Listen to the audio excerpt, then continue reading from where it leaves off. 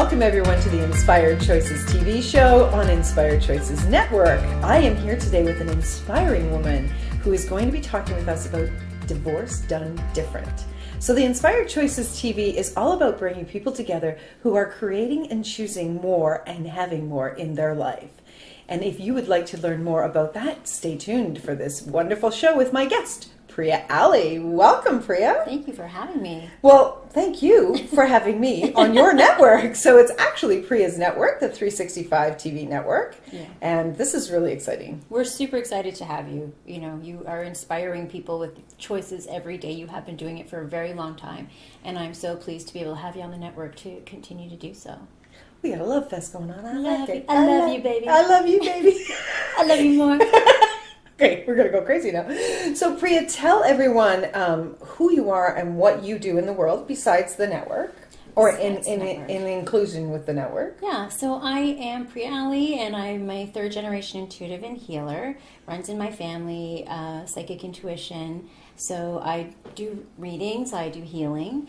In addition to that, I have my own show, 365 TV. Living 365 is my company. It's really designed to help people live regretless lives, so that they're saying the things they need to be saying on a daily basis. They're not saying the things that they don't want to be saying. They're living with the people they want to be living with. They're not living with the people they don't want to be living with. But really just making the most of each day and making it their best day yet to come, right? Every day.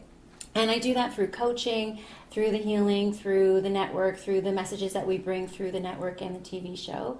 And that's what I do. I help people individually through coaching, relationships, business, whatever you need, I get you. Yeah, you do. So, Priya, where did you begin with all this? Now, I know you're a third generation, but did you start into that at a very young age, or did you come to it in a different way? I did not start at a very young age, because actually in my culture, which is, my parents are from Guyana, from South America, and we have an East Indian culture, intuition can sometimes be viewed as a bad thing, and they kind of came at it from a fear-based position. So my mother's sister was actually institutionalized for having intuition. Wow. Yeah, and that freaked me out a little. I may not choose that. I want no padded walls. So I was like, okay, I was really afraid to speak up about it, and we didn't talk about it. I know my mom knew, and she also has it, but we didn't really talk about it. You just didn't say anything. It wasn't until, I'm a single mom of 4, wasn't until my second child was born and he was seeing things, and very clearly, and the things he was seeing, it was just something that I had to address, because it's your child. Right. And at that point in time, I started to open up with it more and more, and pay attention to what it was. I always knew it was there, but I didn't really admit it until that time. And I remember taking him to a metaphysical store, and he purchased the lady there helped him choose a crystal. One day I was meditating, and he said, "Mommy, why don't you use my crystal?" And I said, "Okay." And that one popped open my clairaudience, which is my hearing. So I began to hear on a different level. My grandmother that had passed away, so I called him into the room and I said, this stone, I'm like, what's good? And he said, "Oh, it's about time, Mommy. The angels told me this one's the one that would help you." Wow. So ever since then, I decided to start using it through readings, but it wasn't until I suffered a miscarriage and was able to hear the reasoning from the soul of the baby that I lost, and to receive the comfort that came from that, knowing that I recognize, okay, you have this gift. It is a gift. And there are other people in the world who benefit from that closure, or that last word, or that just to know that their loved one is in a place of peace and rest and that they're okay. And so I began to go for it, and I came out what I call the psychic closet. Good for you. So how old were you? Like, that was like 10 years ago? Yeah, or so I was about 31, 32. It's a little bit more than 10 years. I'm now 43, turning 44 this year. Okay, so like not even a dozen years. Yeah. And what did you do before that? I mean, you're the mother of 4, so obviously you took care of children. I did. I've been an entrepreneur pretty much since I was about 18 years old. I was that kid that would, the lemonade stand kid, and anything else I could sell or create. So I've had a number of business ventures, ranging from, I was a mobile nail technician to, I did not know that. Yes, I know, right? I stopped telling people. And I taught children's yoga. I've done home daycare. I read books for the blind on tape so that they could have their for The audio. education. Yeah, audio Yes. for their I did the their same thing. textbooks. Did you do that? Yeah, I've done that. I mean, I've been all over the place.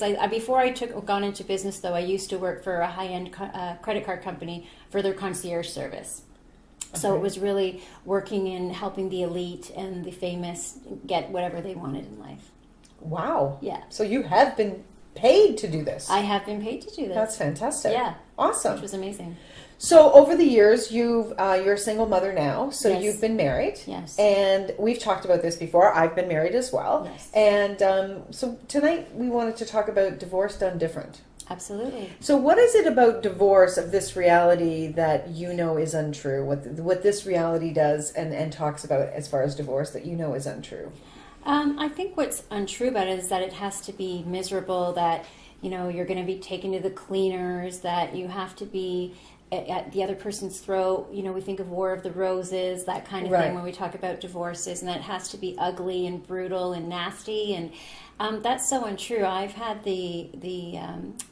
I guess be fortunate enough to have been divorced twice. Fortunate Fortunate yes. enough. And I say fortunate not to say that I'm so glad to be away from those men. Fortunate to have the experiences in life and even to compare the differences and see how I was able to divorce differently Right. the second time around compared to the first. Right. And even with my first husband, I was very cognizant about it not getting to that point where it was nasty, if I could help it. I wasn't Right. as mature enough at that time to Right. always follow through with that, but definitely it was a little bit different. We had no lawyers. We actually used the same lawyer just to do the paperwork. And the document that actually went to court was printed on my home computer, and to this day, that was back in 2006, I guess it was, 2004. I actually, when I travel with my children, I have this document printed from my home computer, which is included as my separation agreement, Right. and that's what I use. And that's what you use. Yeah. So what is it that you chose with your divorce that has been a contribution to not only you, but your ex-husbands and your children? Yes.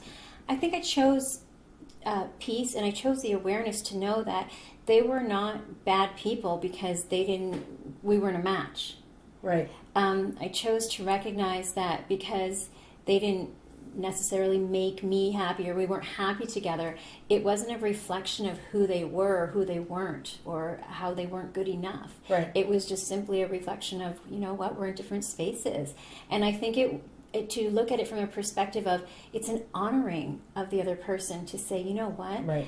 your happiness is as valuable as my happiness. Right. And maybe it's not going to be found together as a marriage unit, but maybe in separating and living life in a different way, you may be able to find that within yourself. And there may be the partner that particularly with my second husband, was so important to me for a woman to look at him with the admiration I felt he deserved. Right. And to be, loved and honored the way that I felt he deserved to be. And I just felt I wasn't doing that. And I wasn't necessarily all about that. I'm not that good of a person, but I don't want to fool anybody out there. I had my own needs, but it's just mostly, it was around that, wanting for your partner, because you do love that person. Right. And I think it's interesting to take a look at where's that moment from, because when you say I do, we're like, yeah, I do, and then when's the date come along where you're like, I'm not sure I do anymore.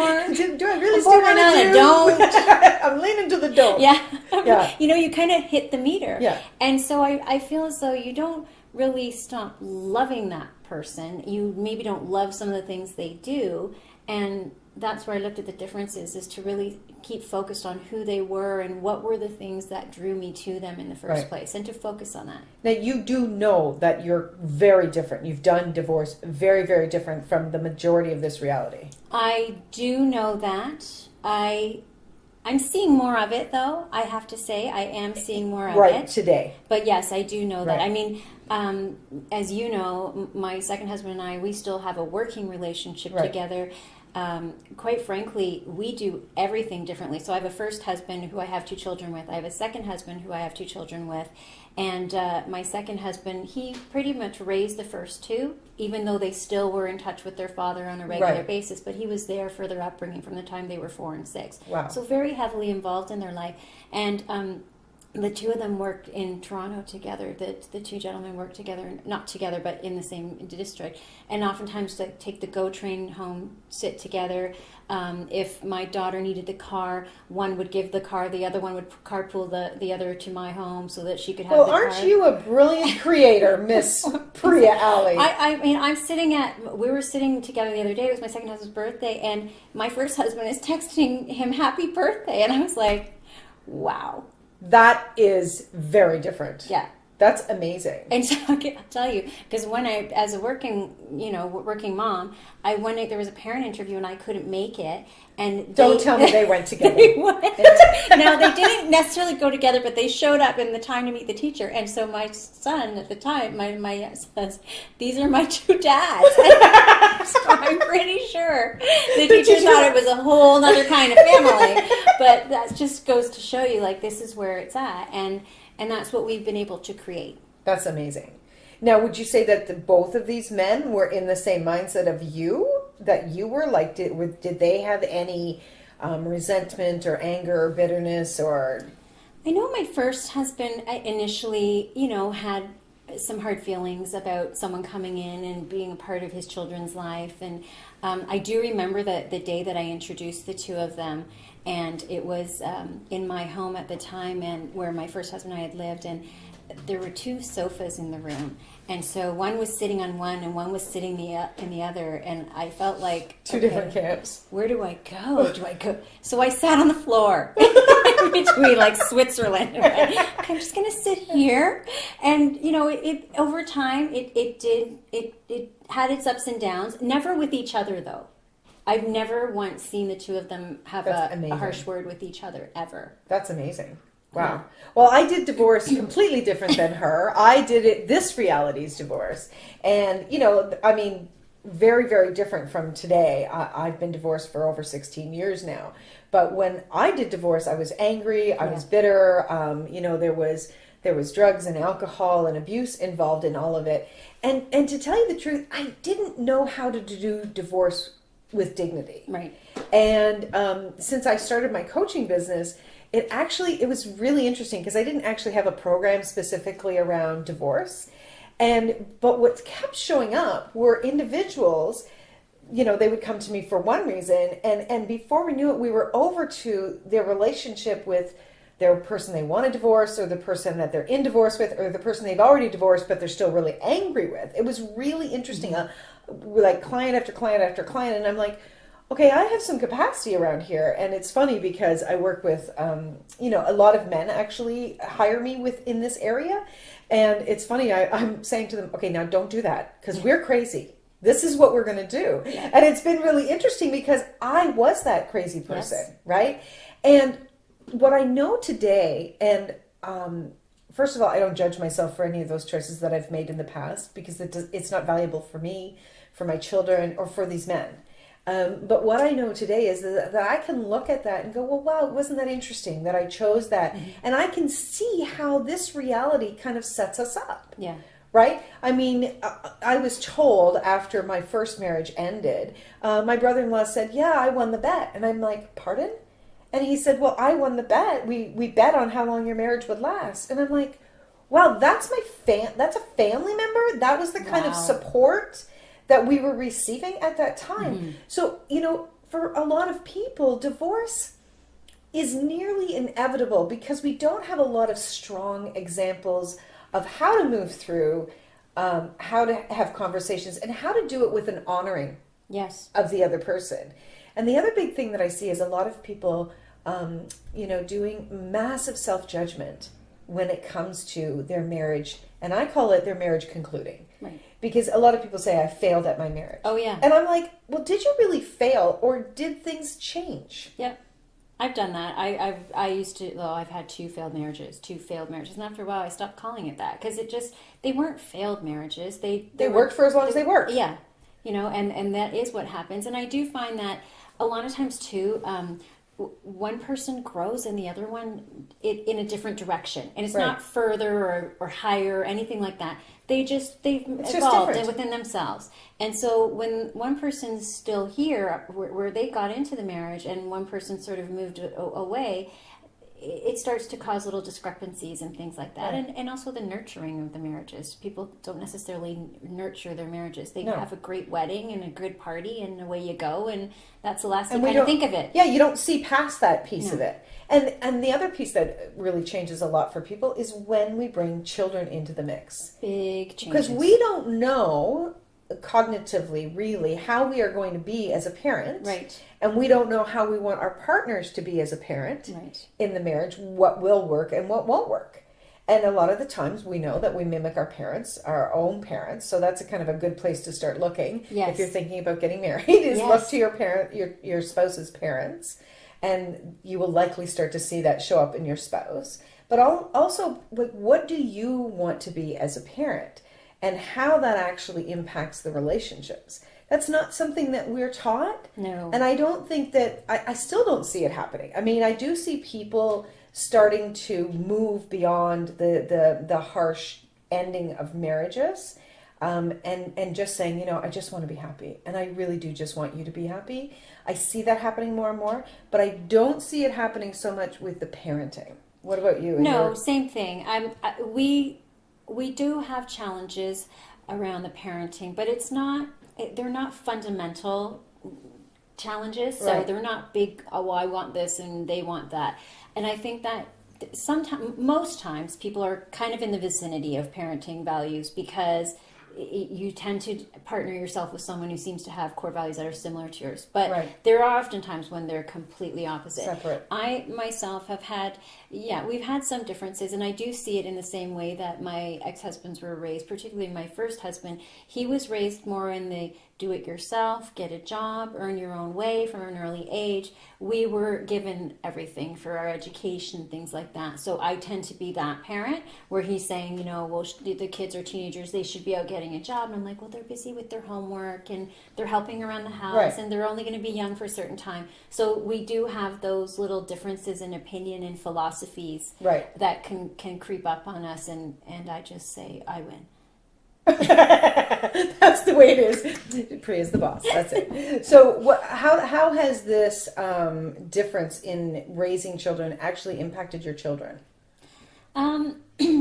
Well, it's my son who's just about to turn 16, because we were speaking about jobs and things like that. So I've been, as an entrepreneur, I'm always encouraging my children to go into business, or to at least keep that in mind, to work for yourself, have that flexibility, do what you love, and find a way to get paid for it. And my ex-husband has been raised in the mindset of struggle. You have to work hard for a living. Right. And so my son came to me and I was talking to him about having a business, and he said, oh, well, I think it'd be better if I worked for someone, because, it's almost unfair to make that much money.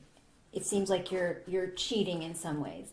And I said to him, son, let me explain something to you. I said, the amount of money that I make over an hour, that allows me to, there's a woman who comes once a week and cleans our home. That allows me to pay her out of that portion.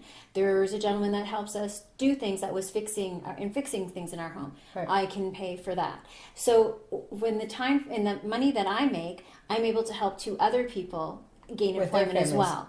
Whereas if I was just working enough for myself, then I just have enough for us. And I said, so I'm actually contributing to society by doing it this way. And he said, well, I never thought of it that way, Mom. But because he was raised in this mindset from his father of, got to work hard for a living. You got to struggle. Anything worth having is Yes. something you got to work hard for. And so he felt guilty. Isn't that interesting? I've never associated guilt with that before. Yeah. So he felt guilty for just having something come easy and a large sum of money. Right. Me, I had no problem with that. You have no problem with that. I'm That's good with it. so your receiving is very good. My receiver's on. It's working. That's good. And what about the other children? The other children are a little bit younger. I have two of them who are from my second marriage, who are 9 and 6, and my eldest is 18. And my eldest seems to be fairly unimpacted one way or the other. I don't know if it's because she's the oldest of all of them, and they don't operate as though they're half siblings. They operate as though they're one unit. They don't really seem to know the difference. For quite some time, my younger children were wondering why they didn't get to go for visits to the other dad. It was like, no, it doesn't work that way. He's not your daddy. Like, I don't get it. Yeah. So she seemed relatively unimpacted by it. Again, I don't know if it's because we were just figuring it out ourselves while she raising her in her formative years. Right. So maybe we were finding our way, and she's kind of balanced that way. I see it a little bit more in my son. He contemplates these things, and the younger two, I don't see as much. I do see that my second husband is a little bit more forgiving with rules and things like that. Mm-hmm. So I do notice a change in the way they behave around him, and they're a little bit more, he's very much a man of service, so he'll do a lot for you. So he does a lot of things for the kids where I'm like, can you get this for me? Right. Right. So they act differently around him. Right.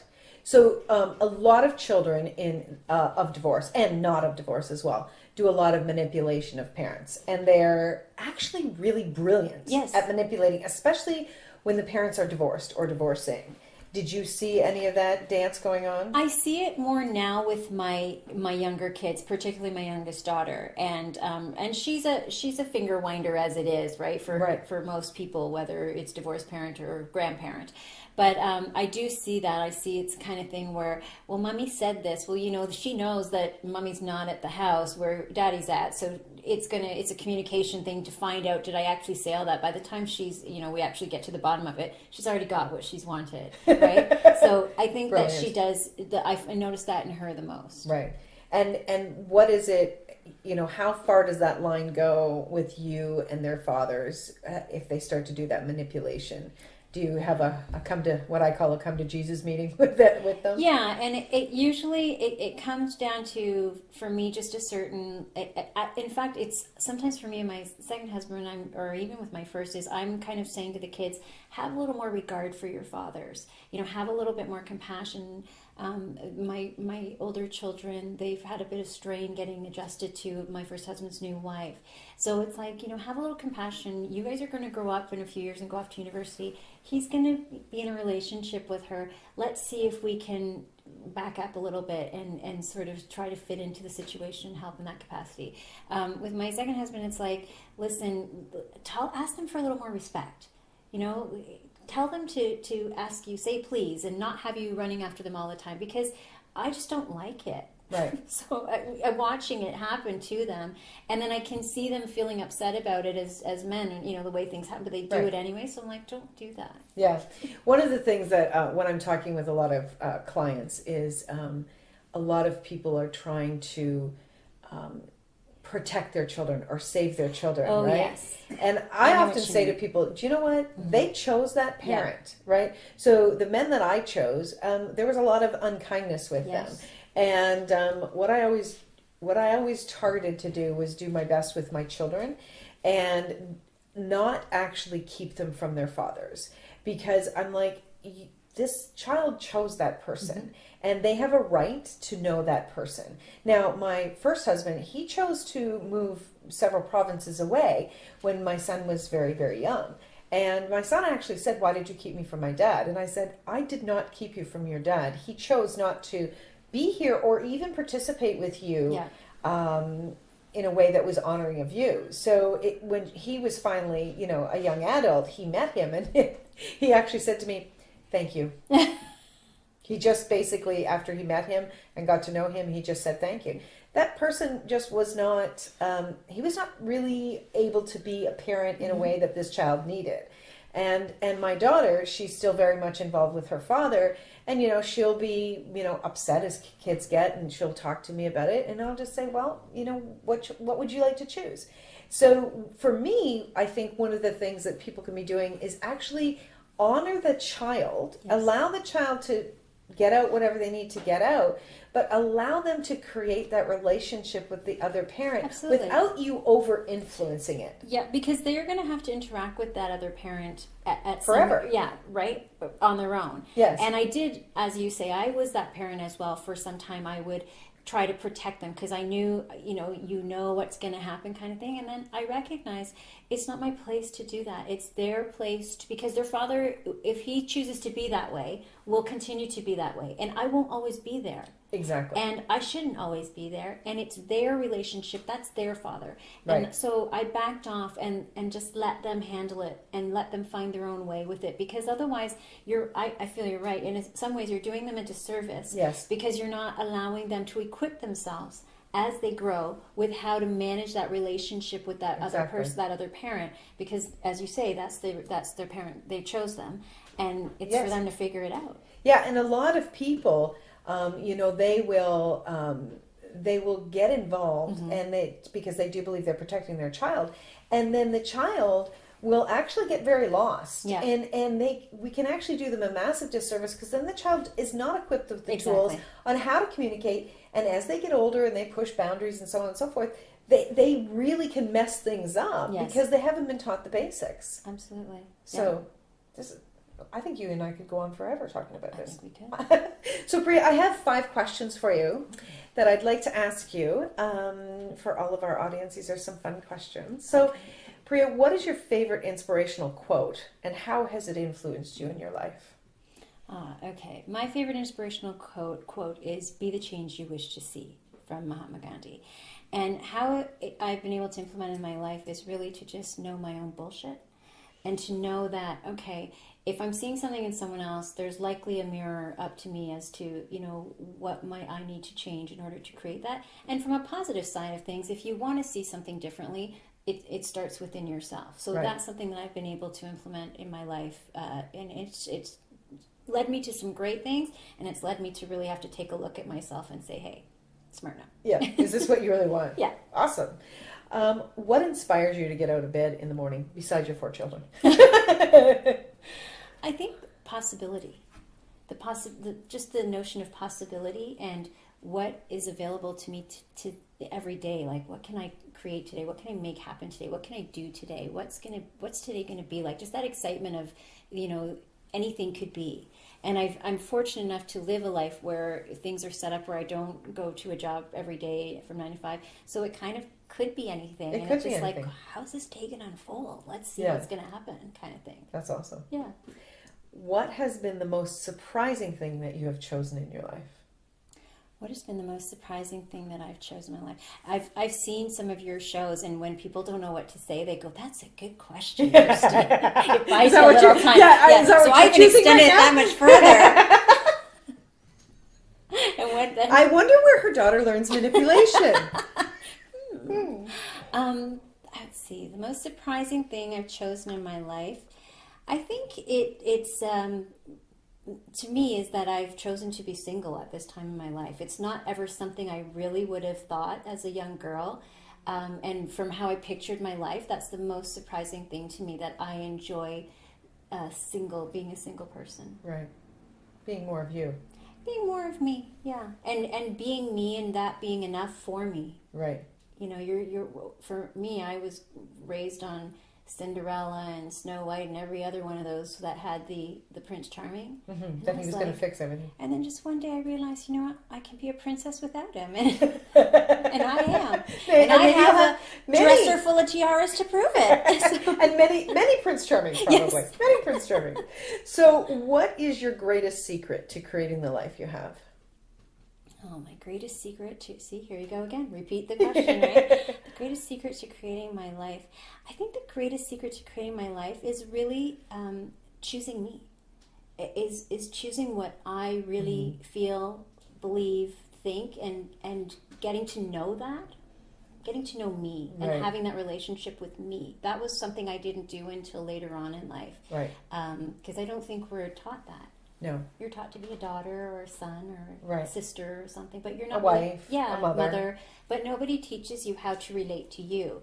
And so I think the greatest secret in my life is learning to connect to that relationship with myself and foster it and just keep growing it. Wonderful. And what name other than the one you own, I think I know the answer to this, would you like to be called by? I like the goddess. not goddess, but the goddess. The goddess. Yes. Oh, so we're just going to put another spin on it. You know, like the goddess has arrived. The goddess has arrived. The goddess would like a drink. The goddess will leave now. The Wonderful. goddess wants you to be gone now. So Priya, the goddess, where can people connect with you? What is your website? Well, you can find us at living365.ca. You can watch us at 365tvnetwork.com. And we look forward to seeing you. Awesome. Thank you so much. Thank you. So if you're someone who has been divorced and you still have some baggage from that, if you're someone who's looking to change your relationship and you'd like some guidance on how to do that, or just to support your children in the separation of the two families, you can connect with either Priya or myself, and we could possibly be a contribution to you and your family. Remember that you can always make another choice, and when you're judging yourself, you're going to stay down in a contraction that's not going to create greater for you. If you will allow the judgment of yourself to fall away, and you'll start asking, what would be fun for me? You can start choosing a life that is even greater than you've ever imagined. Thank you so much for being with us today. Tune in next week where we'll have another inspiring story here on Inspired Choices TV.